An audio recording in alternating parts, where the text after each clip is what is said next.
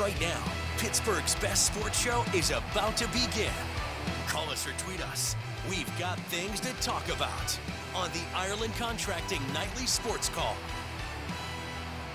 All right, thanks a lot, Royce, and thank you for tuning in to the Ireland Contracting Nightly Sports Call. I'm Rich Walsh, and give us a call tonight on the Borders hotline at 412-575-2600. Andrew Fillipponi will be joining me for tonight's show. He's over at the 93.7 The Fan Cam.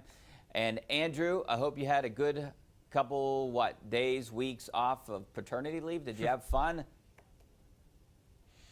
Well, yeah, it's different when it's your own kid. Like, I don't mind changing diapers when it's my daughter. You know, if I were babysitting maybe one of your kids back in the day, Richie, that would have been weird. I was not one who wanted to, hold other people's babies and stuff. I always was awkward about that. But when it's your own daughter and you got to burp her and feed her and everything else, you take pleasure in those, little moments. At least I have so far. And yeah, it was fantastic to be off all last week and get quality time with her.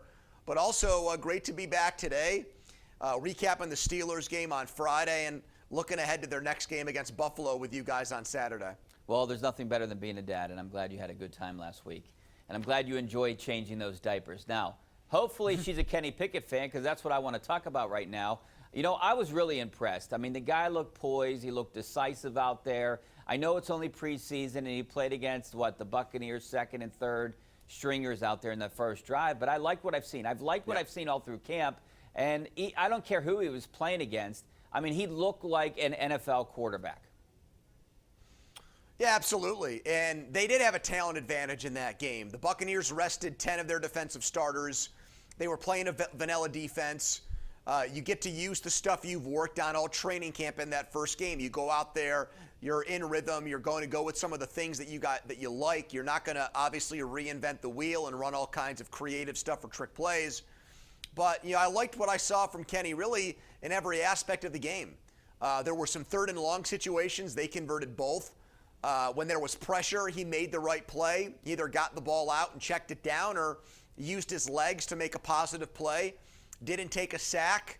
I thought he was awesome. I mean, the play to Pickens, we're going to be seeing plays like that for a long time with both of those guys, where there was an excellent throw and then there was a tremendous run after the catch. So I give that first-team offense an A+.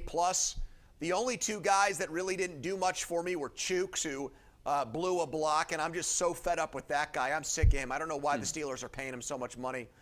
And then, Najee Harris didn't do anything. He got the ball checked down to him. Probably not Kenny's best decision to give it to him that late.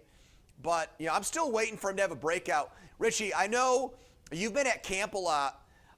No one has really given me a rave review for Najee. Last year, he was all the buzz because he had put all that muscle on. He was so much bigger, and people were wowed by how he moved at that size before he had the Liz Frank injury.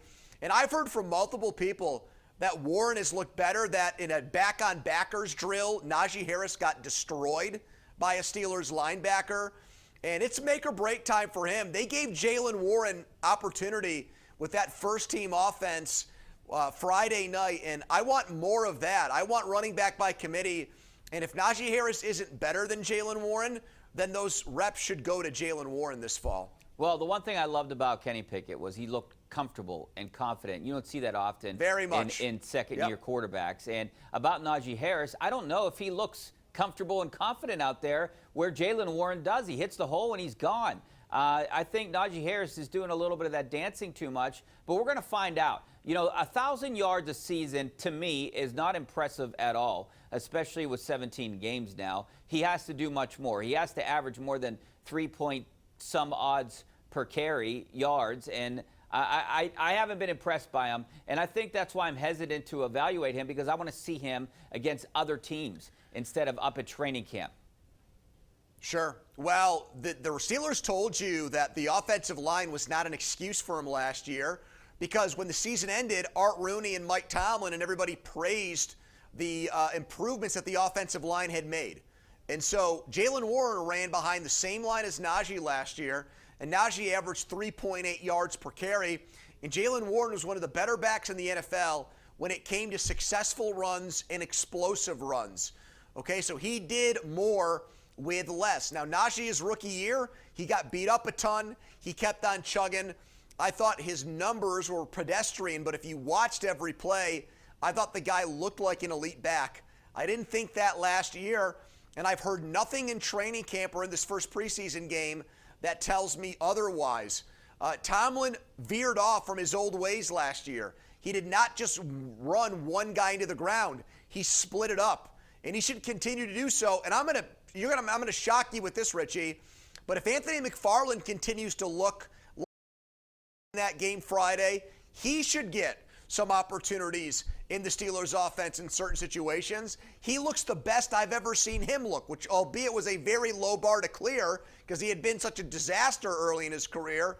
But I've been impressed with the improvements we saw from McFarland, and that was on full display with that touchdown run in Friday night's game. You didn't shock me at all. I actually talked to McFarland after the game, and I was just about to bring up his name. I think there's three complementary backs there, and they all should be used. I've loved what I've seen from McFarland so far, camp and in the game. He has speed. He has burst. He can get to the outside. Him and a guy like Calvin Austin, speed kills. We've seen that. And if it clicked for McFarland, then they need to use him more. All right, we got to click. We got to go to a break. Back in a couple minutes with your phone calls at 412-575-2600 is the number. Stay right there.